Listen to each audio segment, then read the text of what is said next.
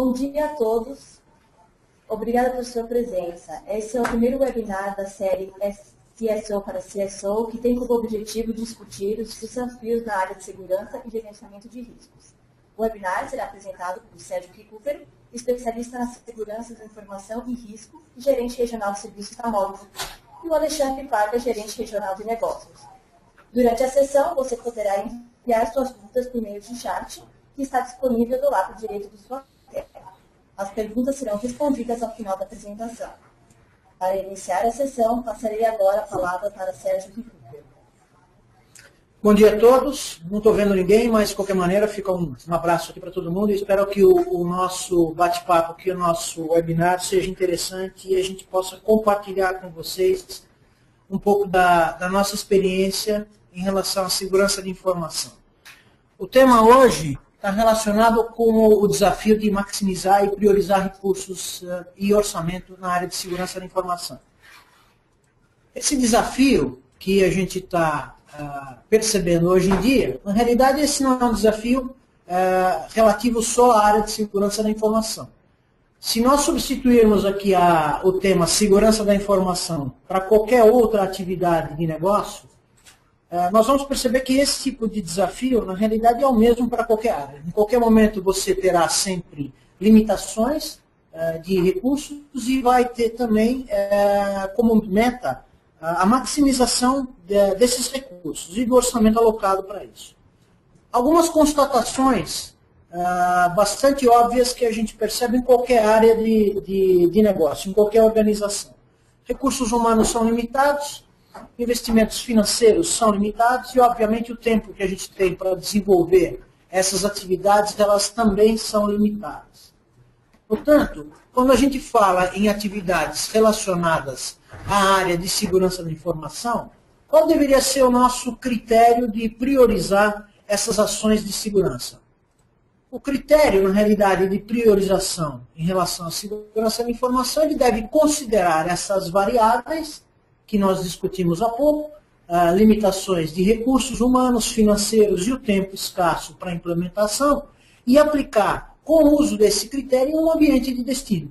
Essa abordagem ela é aplicável a qualquer negócio, qualquer área de negócio que nós estejamos discutindo. Portanto, o ambiente ali, ele pode ser a segurança da informação, mas ele pode ser também a segurança de modo geral, pode ser uma área de processo. Esse discurso cabe em qualquer área. Quando a gente fala especificamente em segurança, o critério utilizado de priorização é o risco. O direcional é sempre pautado pela atividade de maior risco. Esse sempre é o critério de segurança de informação. Mas o ambiente que nós estamos falando, especificamente aqui em relação à segurança da informação, ele é realmente um ambiente de alto risco? A gente vai procurar mostrar algumas informações, colocar algumas estatísticas nesse nosso bate-papo, que vão demonstrar um pouco se esse ambiente é realmente de alto risco. E uma outra questão também importante é o que é o risco. Existem alguns conceitos em relação à definição de risco e a gente vai também abordá-los durante esse nosso bate-papo. Então, o primeiro passo que nós comentamos é o ambiente. Vamos discutir um pouquinho sobre esse ambiente de segurança de informação num mundo digital, numa sociedade cada dia mais digital que a gente vive hoje em dia. Eu trouxe aqui algumas estatísticas do CERT-BR, acredito que a grande maioria dos nossos ouvintes aqui saiba o que é o CERT-BR, que é uma entidade de eventos, de registro de eventos de segurança. E a gente pode perceber aqui que o número já de 2012, que está apontado aqui até junho deste ano, já é basicamente a metade do ano de 2011. Seguindo esta mesma tendência, ao final de 2012, nós deveremos ter esse número alcançado, eventualmente extrapolar o limite já atingido de quase 400 mil eventos reportados no ano. Note que esses reportes, eles não refletem 100% da realidade de incidentes. Nós sabemos que muitas empresas não reportam os seus incidentes, portanto, essa estatística ela pode não ser considerada 100% fidedigna. Mas eu trouxe uma visão um pouco mais atual do CERT-BR, da estatística publicada no último trimestre agora de 2012. E aqui mostra alguns percentuais preocupantes em relação ao nosso universo. 82,4% dos ataques reportados têm origem no Brasil. A gente vai ver qual o ranking do Brasil no cenário internacional de ataques. 78% de crescimento nas tentativas de fraude. À medida que a sociedade brasileira e a sociedade de modo geral está migrando para o mundo e-commerce, nós vamos ver efetivamente um crescimento significativo em relação às fraudes. 86% de crescimento de páginas falsas, isso está atrelado ao processo de fraude, no qual uma pessoa navegando na internet de forma incauta acaba entrando em uma página falsa, que tem um look and feel muito parecido com uma página original, e nessa página acaba sendo coletadas informações que vão propiciar uma fraude na sequência. Evolução dos cavalos de Troia, né, dos programas maliciosos de modo geral, e um ponto interessante aí é o aumento de 100 vezes o número de computadores comprometidos na internet, ou seja, estações individuais, né, microcomputadores pessoais que acabam navegando na internet sem nenhuma proteção ou uma proteção de baixa qualidade e com isso acabam se contaminando com programas maliciosos de modo geral, que teve um acréscimo de 192%. Essas são as estatísticas do último trimestre de 2012. Aqui eu trouxe alguns relatórios também da Norton, né, da Symantec, em relação ao crime organizado, né, o cybercrime, e no qual participaram 24 países, aí está o elenco de países, o Brasil participou desse processo, e aqui trouxe alguns números bastante alarmantes. Um número de 1,5 milhão de vítimas relacionadas a esse cybercrime por dia no mundo, perdas da ordem de 110 bilhões de dólares anuais e, de uma forma bastante definida, a migração dessa fraude para as redes sociais e para o ambiente mobile. A gente vê aqui na sequência uma linha no qual esse crime organizado hoje, ele já começa a se profissionalizar, e nós podemos fazer uma analogia aqui como o software as a service.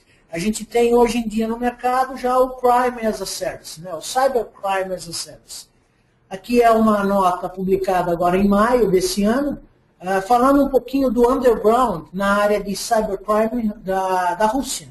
E os tipos de serviços que estão disponíveis para serem adquiridos. Aqui, resumindo, né, esse clipping, a gente tem hoje, se você quer adquirir uma botnet, né, uma rede de micros contaminados, a gente viu ali atrás o crescimento desses micros comprometidos, eu posso adquiri-la da ordem de $700.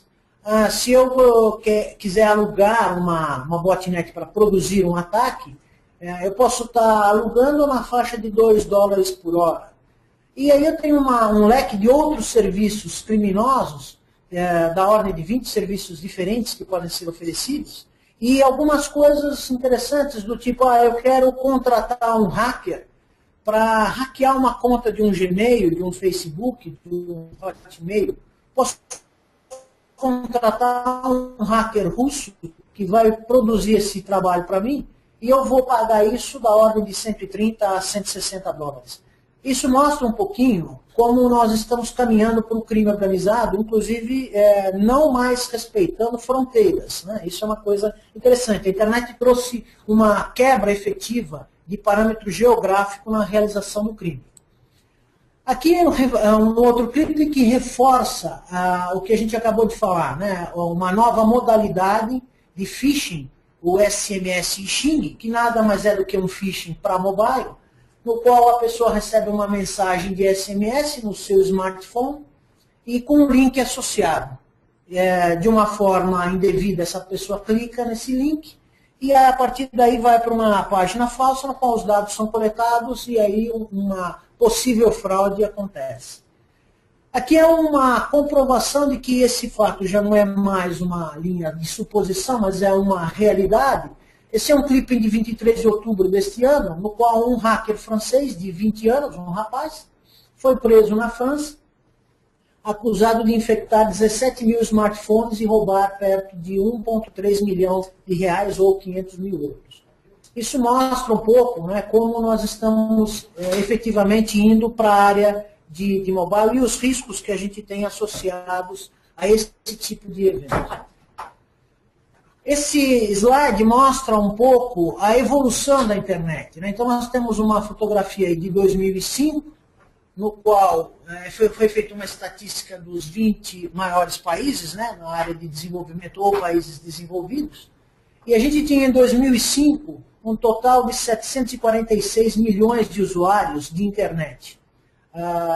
E nós percebemos já uma projeção para 2015 da ordem de 2 bilhões de usuários de internet nesses países, aí, no G20, sem considerar outros países. Ponto interessante na linha aí do lado direito é a linha da conexão móvel e a conexão física, no qual você tem em 2005, praticamente não, mas 100% das conexões sendo realizadas de forma fixa, né, 167 milhões, e já uma perspectiva em 2015, no qual a conexão móvel já supera em praticamente 4 vezes as conexões físicas, ou fixas. Então nós estamos falando de 2 bilhões de pessoas contra 500 milhões de pessoas em conexão fixa. Isso mostra um pouco a migração para o ambiente móvel e os desafios que esse ambiente móvel está trazendo. Aqui mostra, inclusive, uma linha de uma perspectiva de uma pesquisa feita pela Juniper Research, no qual a previsão de pagamentos pautados em cima de ambientes móveis está da ordem de 1,3 trilhão de dólares no ano. Essa é a perspectiva para 2017, no qual nós percebemos claramente essa migração. Nós já, como o brasileiro gosta, né, de adotar novas tecnologias, a gente tem essa característica, né, cultural, isso mostra a migração cada dia mais forte para o ambiente móvel. E nós já temos, inclusive, uma notícia bem recente, né, datada agora desse mês, de 21/11, no qual o Bradesco e a Claro formam hoje já uma parceria para começar no ambiente de pagamentos móveis, né? Já é uma parceria que a Claro tem no México, né? O Grupo Claro tem no México, com o Citibank, está migrando essa parceria agora para o ambiente brasileiro aqui com o Bradesco, né? Sem fazer propaganda de um nem de outro. Isso apenas demonstra o quê? Que o brasileiro já está com esse serviço praticamente sendo colocado às suas portas e, pela característica cultural que ele tem, seguramente ele vai adotar isso rapidamente e vai trazer alguns riscos, obviamente. A gente percebe aqui nesse clipe em que o Brasil está em sexto, né, em termos de ataques provenientes no mundo digital, né, no mundo virtual. O Brasil ele só perde para esses países aí que estão no slide. Essa é uma pesquisa da Akamai. A gente percebe, então, o quê? Qual a conclusão sobre o ambiente? Que era a questão que nós fizemos ali atrás. O ambiente ele é de alto risco? Pelo que a gente mostrou, sim. É um ambiente de risco, um ambiente dinâmico, cada dia mais complexo, não tem limites de fronteiras. A gente viu que o serviço de cybercrime eu posso contratar em qualquer lugar do planeta. Múltiplas plataformas, heterogeneidade muito grande de todo o ambiente, e é um ambiente inovador. Cada dia mais temos novas funcionalidades à disposição desse mundo. E o brasileiro tem um agravante pela sua característica. Ele é um povo que adota rapidamente essas tecnologias. Naquele slide original nós falamos um pouquinho, né, sobre o ambiente e falamos sobre o risco. Então vamos discutir rapidamente aqui sobre o conceito de risco. Alguns conceitos e algumas normas apontam, né, para o conceito de risco. Por exemplo, a norma ISO 31000 fala um pouco que risco é o efeito da incerteza nos objetivos, né? Existe uma outra norma, a ISO 27005, que fala que o risco ele é um produto de 3 variáveis, que é a probabilidade da ocorrência, a severidade e a relevância desse evento. Nós vamos adotar aqui uma abordagem de risco, um pouquinho diferente, mas que está perfeitamente alinhada com os conceitos anteriores, no qual a gente discute que risco ele é uma dimensão, ou é influenciado por 3 dimensões distintas. Uma dimensão é a vulnerabilidade, a gente vai discutir rapidamente sobre o que é a vulnerabilidade. Uma outra dimensão é a ameaça. Nós também vamos discutir um pouco sobre a ameaça e as características dos agentes de ameaça. E a outra dimensão é o valor do ativo, o valor do elemento de informação que está envolvido no contexto. Isso compõe, digamos, o tripé do risco. Vamos discutir um pouquinho sobre cada uma desses pilares. Né? O que é a vulnerabilidade, afinal? Numa linguagem bem tranquila, bem fácil, vulnerabilidade é uma falha, né? É uma brecha. Ou nesse slide que eu coloquei aí, uma falha nesse muro. Essa falha permite a entrada de alguém em uma área que, teoricamente, esse alguém não deveria entrar. Um ponto que é importante a gente discutir é que a vulnerabilidade ela não se restringe ao aspecto técnico. A gente vai falar um pouco mais sobre aspectos técnicos aqui, mas ela não se restringe ao aspecto técnico. Ela pode ter uma falha processual, ela pode ser uma falha de infraestrutura, e ela pode ser uma falha em pessoas, do lado cultural. Né? Isso também é um ponto importante. Normalmente, o elo mais fraco dessa cadeia é justamente o elo pessoa. Vamos discutir um pouquinho sobre as falhas técnicas. Aqui é um relatório, uma estatística, até 2010, do NIST, que é um organismo bastante conhecido de todos aí, né? Mais especificamente de um banco de dados chamado National Vulnerability Database, no qual ele concentra todas as vulnerabilidades de todos os sistemas operacionais. E eu fiz uma pequena estatística aqui, né, dizendo qual é a média diária de vulnerabilidades por ano. Então, nós temos uma evolução, né, em 2007, na ordem de 16,7 vulnerabilidades novas por dia, até 2010, que é o último dado estatístico que eu consegui nesse site, 13,7. Isso mostra um pouquinho qual é a dinâmica de vulnerabilidades, ou seja, ela sempre estará presente. Vulnerabilidade ela deve ser tratada e deve ser eliminada. Porém, ela sempre vai estar surgindo uma nova vulnerabilidade não conhecida e não revelada. E a vulnerabilidade ela tem um ciclo de vida. Né? A gente vai discutir um pouquinho aqui sobre o ciclo de vida da vulnerabilidade e a janela de exposição que essa vulnerabilidade insere no seu ambiente de destino. Aqui a gente tem, né, desde a data no qual ela é introduzida, no qual ela foi desenvolvida, não obviamente de forma deliberada, até o momento que ela é conhecida no mercado, conhecida pelo vendedor, pelo fornecedor, ela é conhecida pelo público, e depois, pelo fato dela ser conhecida, as empresas de antivírus, de modo geral, desenvolvem uma vacina, e nem sempre o antivírus sozinho é capaz de lidar com essa vulnerabilidade. O patch de correção ele é liberado e depois o patch de correção ele é efetivamente implementado no cliente. Note que você tem um tempo para implementar a correção. Ela não é feita de imediato e mesmo se ela fosse feita de imediato, o que a gente teria é uma redução do tamanho da janela de exposição. Ali nessa barrinha preta, né, que vocês devem estar vendo ao final, essa é a janela de exposição, ou seja, desde o momento que ela existe até o momento que ela efetivamente é fechada.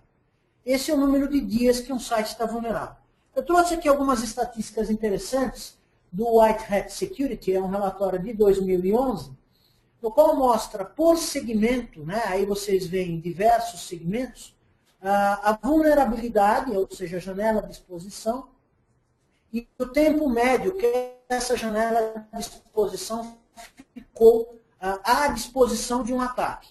Significa que o ataque aconteceu? Não, obviamente que não. Significa que a janela estava disponível. Se ela foi utilizada ou não, já é uma segunda questão. Então, a gente percebe aí que o lado verdinho são as organizações que ficam em um ano até 30 dias expostas. Ou seja, os melhores, né, em termos de gestão de vulnerabilidade, eles têm uma janela de exposição de 30 dias. Digamos assim, os menos desenvolvidos nesse tema, eles têm uma janela de exposição que fica ou sempre vulnerável, que é a cor vermelha aí no nosso slide, ou fica de 271 a 364 dias no ano, ou seja, um número de dias bastante significativo no ano.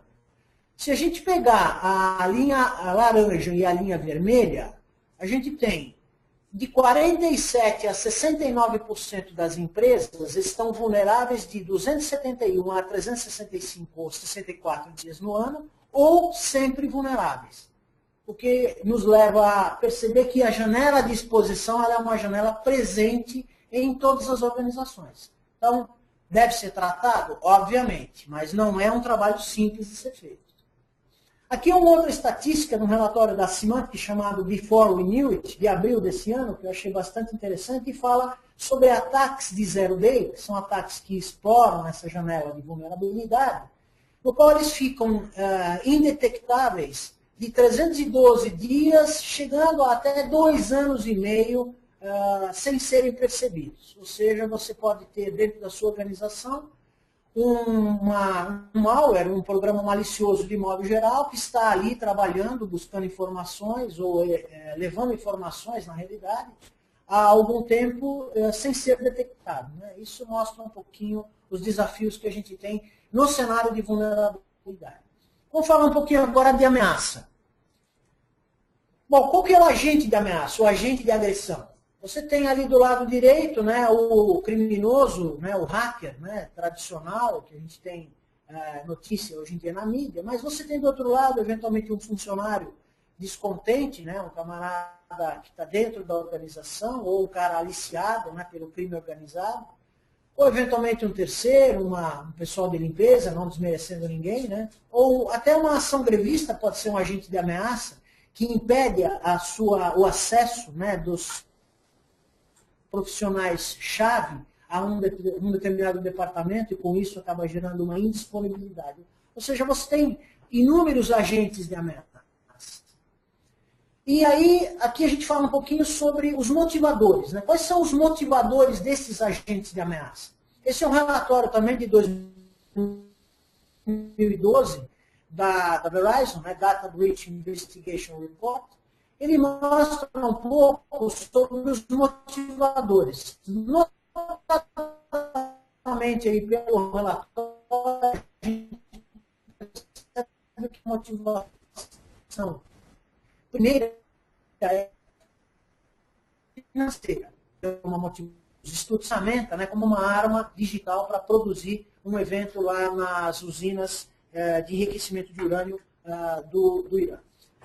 Aqui a gente vai falar um pouquinho do modelo de ameaça. O modelo de ameaça é assim.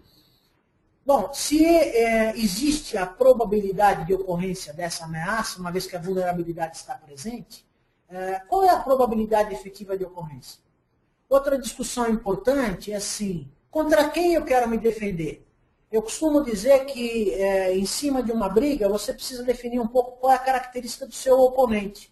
Se você quiser discutir ou brigar com o Mike Tyson ou mais modernamente com o Anderson Silva, você precisa se proteger à altura. Então, contra quem eu quero me proteger? Qual é o perfil médio do meu atacante?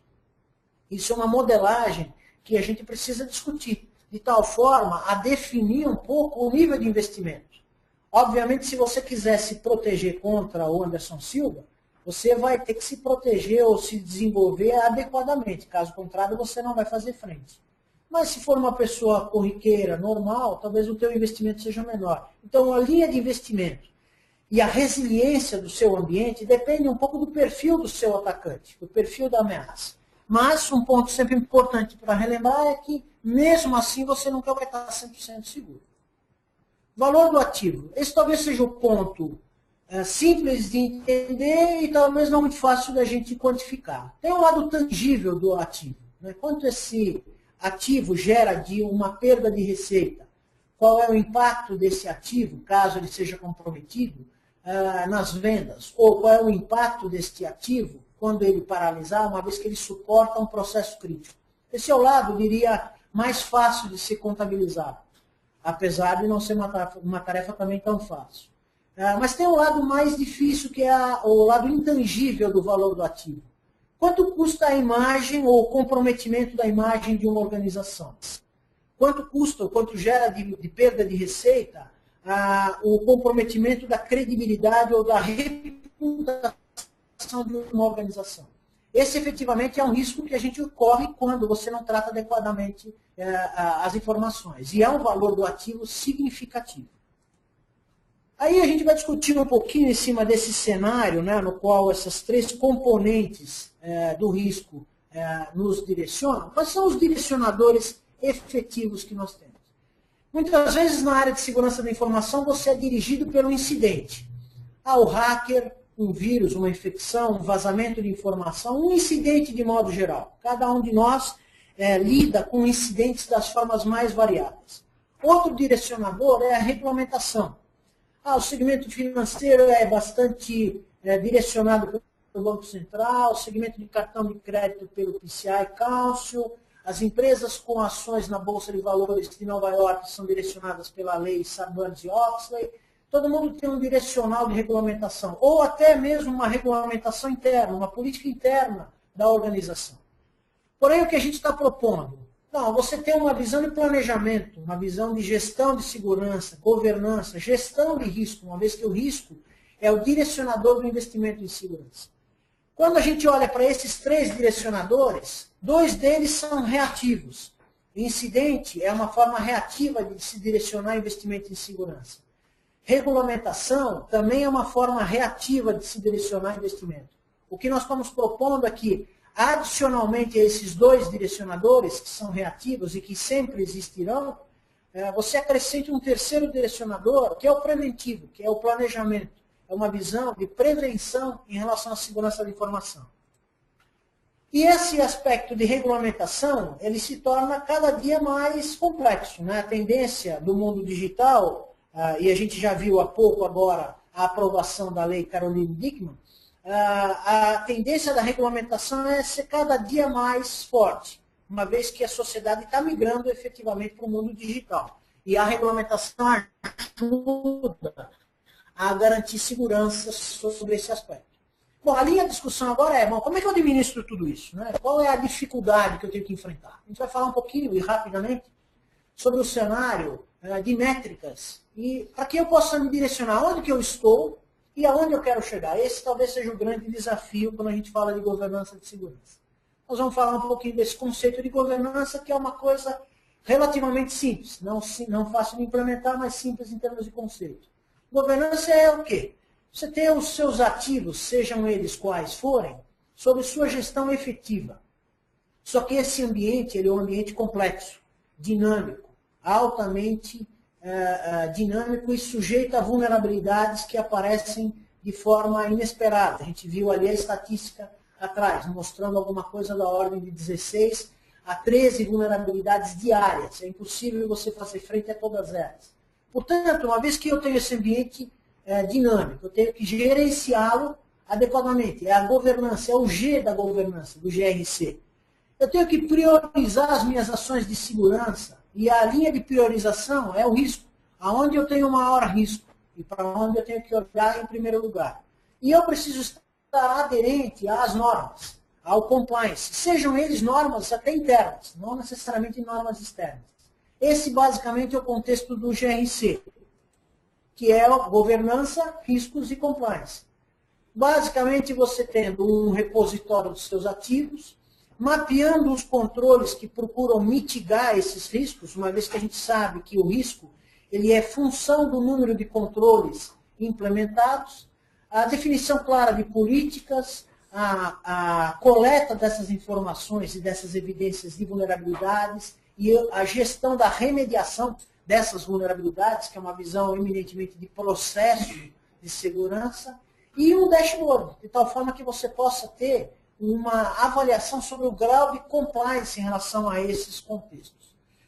O que na realidade vai diferenciar um pouco essa visão preventiva e corretiva, que nós discutimos ali atrás, é a percepção da organização em relação à segurança da informação.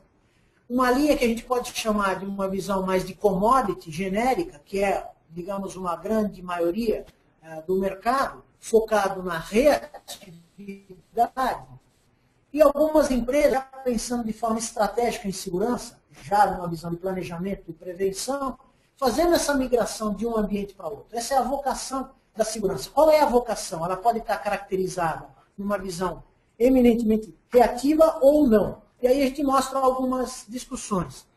Não, enquanto ela é vista para atender a auditoria ou regulamentação, talvez ela tenha uma visão mais reatividade. Não, quando ela é vista de uma forma estratégica, agregando valor ao negócio, ela já é uma visão mais preventiva. O que a gente chama a atenção é que a sociedade hoje, de modo geral, está buscando por segurança, inclusive segurança no mundo digital. Portanto, é um diferencial competitivo das organizações olhar para a segurança do lado direito desse slide, não do lado esquerdo. Mas, efetivamente, a gente percebe muitos orçamentos de segurança sendo pautados pelos incidentes, focado no endereçamento do incidente efetivamente, e não numa visão preventiva, numa visão estratégica. Outra linha é vista, de modo geral, como um empecilho, algo que atravanca o negócio. Poucas vezes a gente enxerga a segurança como uma parceira. Se a sociedade enxerga a segurança como um diferencial de negócio, nós temos que enxergar a segurança como uma parceira dentro da área de negócio, e não como uma área que impede, uma área de despesa, de controle, como a gente tem aqui do lado esquerdo. Mas vista efetivamente como um investimento estratégico. E uma coisa que a gente percebe é do lado esquerdo, os gerentes de segurança da informação são eminentemente técnicos, não que isso não seja importante, muito pelo contrário, uma bagagem técnica é fundamental dentro do segmento de segurança da informação. Porém, é importante que os gestores de segurança da informação tenham uma visão de solucionadores e viabilizadores do negócio sob uma ótica de segurança, agregando segurança ao negócio, administrando o risco de tal forma que a gente possa enfrentar o ambiente, como a gente viu ali no começo, um ambiente que ele é bastante desafiador em termos de segurança, mas enfrentá-lo de uma forma mais consciente, com o risco administrado.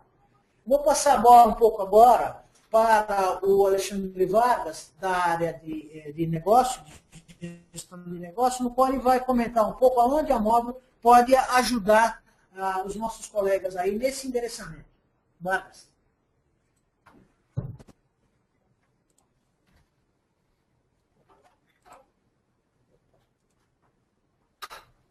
Bom dia a todos, pessoal. É uma satisfação aí receber vocês na nossa primeira edição aí da nossa série de CSO para CSO. É um presente de Natal aí que a Móvel está trazendo. E certamente aí o sucesso dessa iniciativa se deve muito ao feedback aí dos nossos clientes, parceiros que têm atuado nessa longa estrada aí com a Móvel há 27 anos. Tá? O primeiro de tudo, agradecer aí ao Sérgio. O Sérgio traz aí consigo uma experiência de vários anos como head de segurança em grandes organizações e está compondo, junto com a já conhecida experiência da Móvel, uma empresa que possui 27 anos de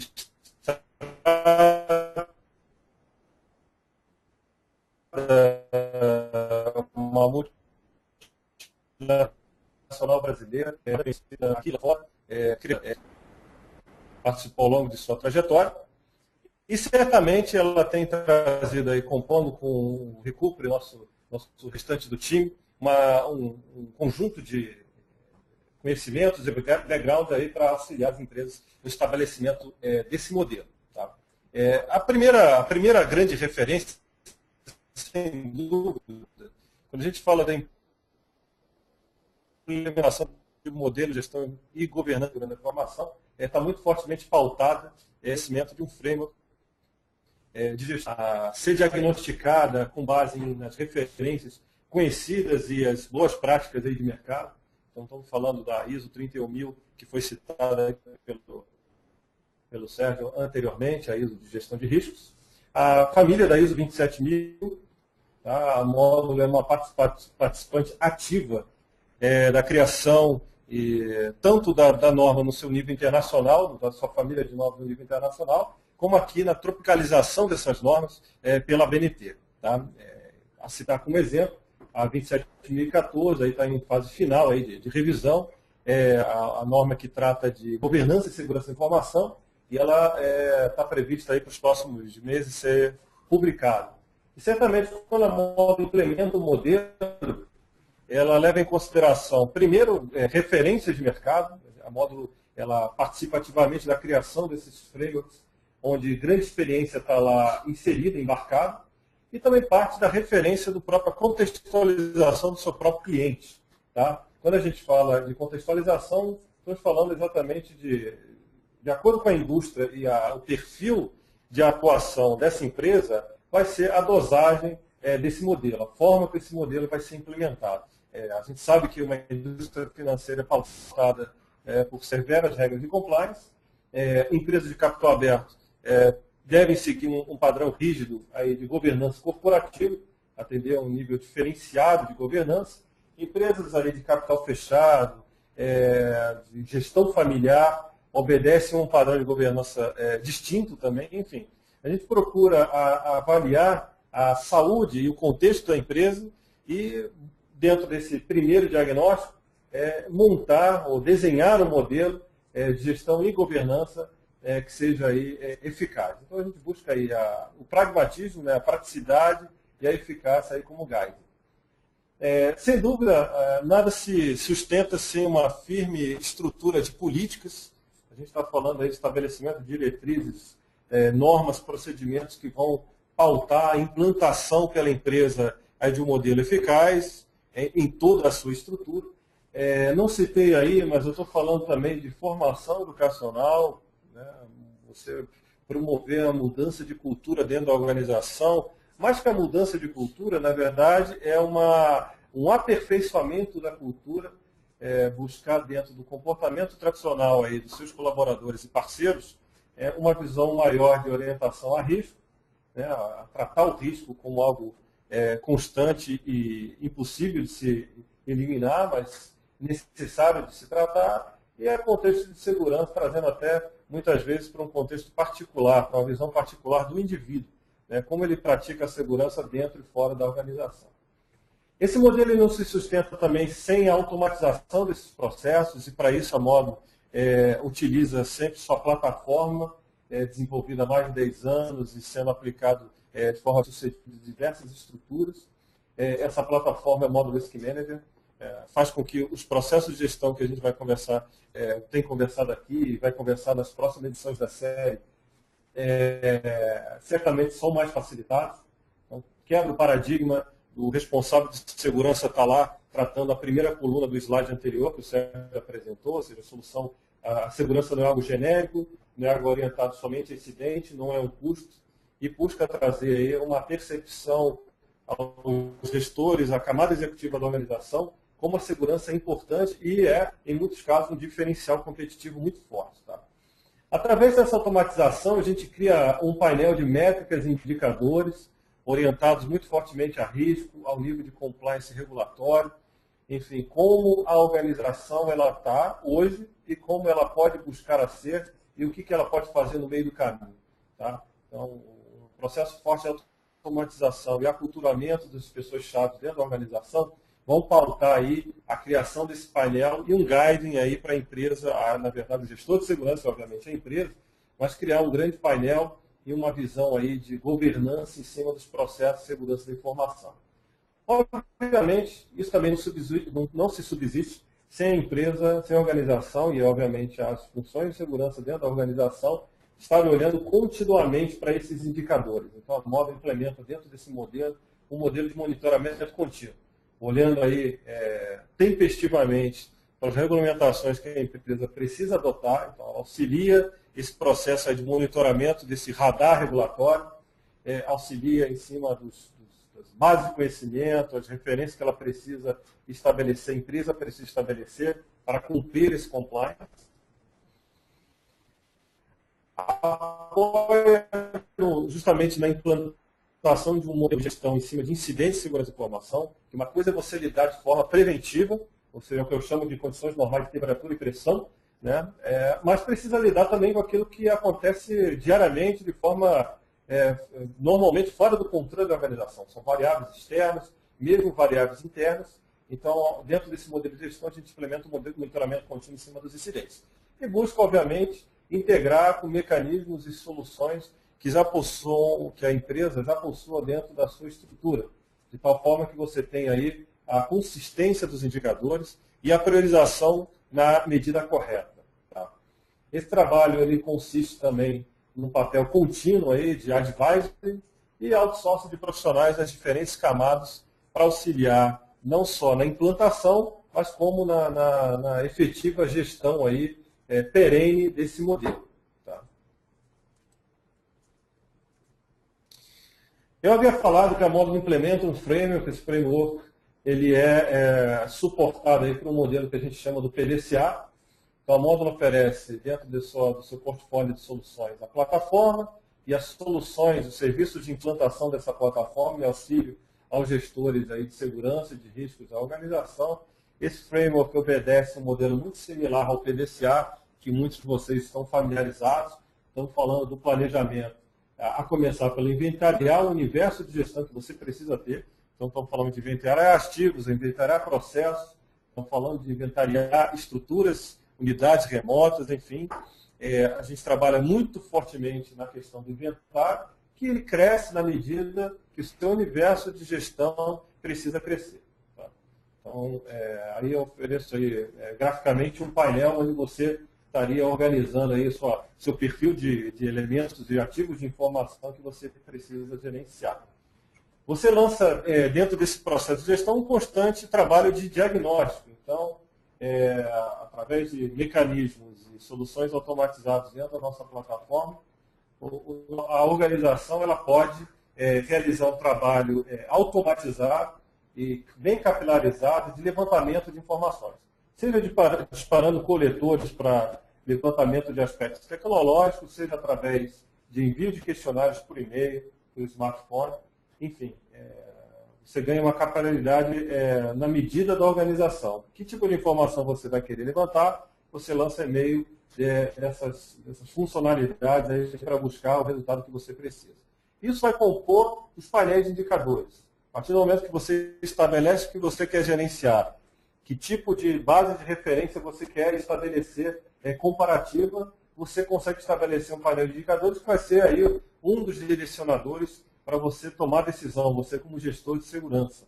Então, a gente está falando de estabelecer níveis de risco, por exemplo, em processos de negócio ou unidades remotas, filiais, sucursais, agências, enfim, fornecedores. Você pode estabelecer um processo que extrapola a fronteira da organização e, a partir daí, você vai traçando o seu roadmap de implementação na fase de tratamento, que é basicamente você acompanhar a solução dos problemas que você diagnosticou no seu ambiente de gestão.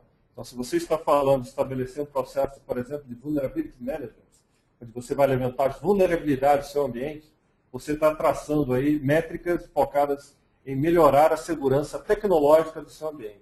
Quando você está estabelecendo um modelo que é garantir o nível de segurança de práticas ou normas que você estabeleceu com sua cadeia de fornecedores,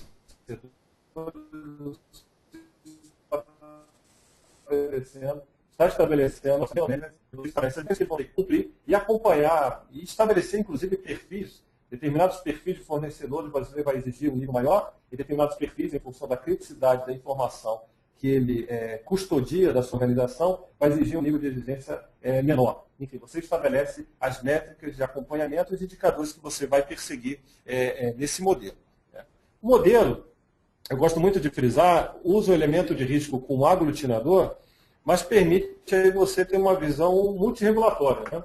Né? Você é orientado a normas externas, internas, como o Sérgio frisou bem, mas, a bem da verdade, você tem que garantir isso no nível mais operacional. Você precisa garantir nas suas unidades físicas, nos seus ativos de informação, e estabelecer que grau de cumprimento você vai precisar ter no nível mais alto. E, para isso, a Módulo automatiza o processo e provê essa plataforma com base de conhecimento, coletores automáticos e, lógico, os frameworks que a nossa plataforma já integra dentro do seu conteúdo.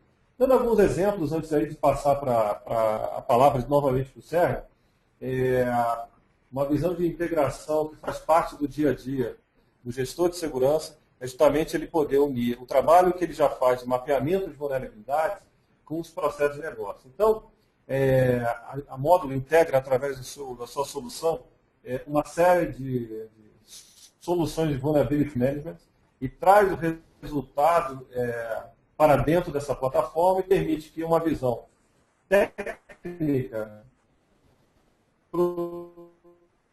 profunda possa se associar a informação e esses ativos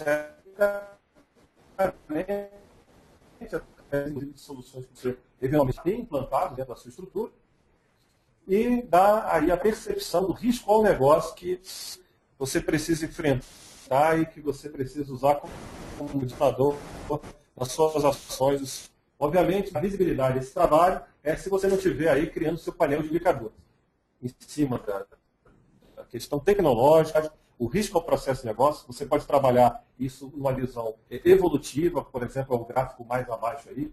Você pode pensar gradativamente, periodicamente, as informações que você precisa e comparar se você está sendo efetivo na sua gestão ou não. E dar visibilidade na sua organização para os gestores dos processos de negócio, da camada executiva da empresa, como é que você está lidando com essa gestão. Se você está efetivamente trabalhando a redução do risco dentro da estrutura. Obviamente, você precisa acompanhar isso. Então, a Módulo, ela fortalece muito dentro desse modelo de gestão a quantidade de prioridades e a quantidade de ações que o gestor de segurança precisa lidar, ela só vai se tornar eficaz se você conseguir priorizar e num grande pagamento de um workflow. Então, a gente, dentro desse modelo de gestão, aplicamos fortemente aí a etapa de follow-up, dando também indicadores de status das ações corretivas, prover escalonamento com que a organização ela possa eficazmente dar preventivamente, em cima de correção já de problemas já detectados, ou tempestivamente. Esse índice pode ser registrado na priorização correta. Agregado a isso, a Módulo pode trazer dentro desse modelo de gestão, incorporar outros monitores de gestão que são aplicados em níveis mais operacionais. Então você consegue, através de uma API de integração, trazer informações do teu ambiente, de outras soluções que você tem dentro da sua estrutura, para dentro aí de um painel, de um framework único de gestão. Investimos muito em visibilidade da informação. Então, além de indicadores gráficos clássicos, a Módulo tem investido em saídas das mais formas variadas possíveis. Estamos falando de saídas em mapa, saídas em tablet, o que permite aí instantaneamente, não só a gestão de segurança, mas sim os gestores que precisam estar tendo ciência do progresso do seu trabalho, o trabalho da área de segurança, trabalho de gestão de riscos dentro dessa unidade, também. Então, a gente dá visibilidade instantânea dos resultados que são praticados das formas variadas. E o mapa, a saída em mapa tem sido bastante utilizada, que é uma saída visualmente fácil de se obter, agradável e de bastante assimilação pelo executivo dentro da organização. Então, eu vou devolver a palavra ao Sérgio. Eu gostaria de reiterar que a Módulo está à disposição aí, através dos canais conhecidos, através de suas unidades regionais, através aí dos contatos do Sérgio, que foram exibidos ao início e vão ser exibidos ao final, através do nosso chat, para auxiliá-los nesse processo de melhoria da gestão e a implementação de um modelo de governança eficaz dentro da sua estrutura. Obrigado a todos, um bom dia. Obrigado, Vargas. Vou procurar ser rápido agora nas conclusões, porque nós já estamos um pouquinho atrasados no tempo. Então, eu vou comentar rapidamente e depois passar duas questões que foram colocadas ao longo do chat aqui. O primeiro ponto é a administração da segurança da informação por uma visão de maior risco, priorizando o foco e os recursos. Só reforçando tudo aquilo que já foi dito. Os recursos são limitados, sejam eles financeiros ou humanos. O tempo, obviamente, também é limitado. Portanto, eu preciso maximizar o meu investimento em segurança da informação. A ótica desse investimento é o risco. Ou seja, eu vou atuar na área de maior risco em detrimento daquelas de menor risco. Para isso eu preciso ter uma metodologia, uma abordagem, um critério de adoção dos investimentos. Isso é muito importante. Outro ponto importante é que a segurança ela não se limita à tecnologia. A gente falou bastante de tecnologia, mas nós não podemos esquecer que existe uma máxima em segurança de informação, que a segurança ela é composta de um tripé, tecnologia, processo e pessoas. Né? Nós precisamos atuar nos 3 elementos da segurança, não basta um único elemento. Importantíssima essa visão. Outra coisa também é uma máxima de gestão. Né? Não se pode gerenciar aquilo que não se pode medir. Portanto, a segurança de informação ela não foge desta máxima. Eu preciso gerar indicadores de risco. Preciso saber se o meu risco ontem ele era maior, menor ou igual do que ele é hoje. Preciso ter ações de forma preventiva e não ações de forma corretiva apenas. Não que elas não devam existir. Então, aqui a gente quer só fechar com um tema, agradecendo já a presença de todos vocês, e só respondendo 2 questões que foram colocadas, ou melhor, 3 questões que foram colocadas aqui, e já informando que o nome das organizações não serão colocadas para não expor ninguém. Primeiro assim, qual o grau de maturidade ideal para a minha organização e, portanto, qual é o nível de investimento? Já respondendo 2 questões ao mesmo tempo. O grau de maturidade, na realidade, ele é função do seu nível de risco. A discussão e o nível de investimento também. A discussão é sempre essa. Qual é o grau de risco que a minha companhia sofre? E isso ele é função das minhas falhas, bem como o grau de ameaça que a minha organização sofre. Essas 2 variáveis, atreladas ao valor dos ativos, ao valor da sua informação, essas 3 componentes direcionam um pouco o grau de maturidade. Obviamente que isso é um processo que ele vai crescendo ao longo do tempo.